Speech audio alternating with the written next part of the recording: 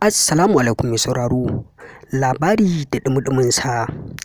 A yau ne dai ƙungiyar nan ta Boko Haram suka sace 'yan kidnapping wa'inda suke tsakanin Kaduna da Abuja, wa'inda su ne suke sace mutane.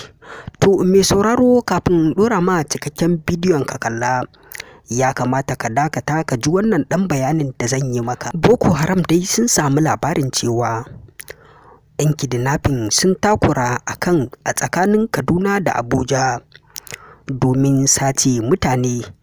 Duk mutanen da suka kama suka yi garkuwa da su sai an ba da kuɗaɗe tukunna a sake su.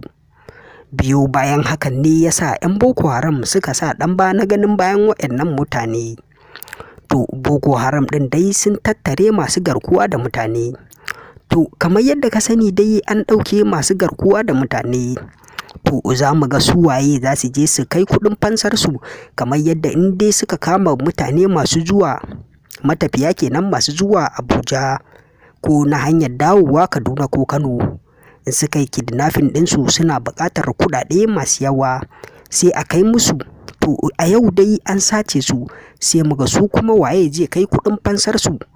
To mai sauraro, yanzu nan za mu sama cikakken bidiyon, amma kafin mu sama wannan bidiyo, wannan kana tare da Mai Abaya 24 TV, ka dangwala mana subscribe, hakan ne zai baka damar samun cikakken bidiyon da zarar mun ɗora.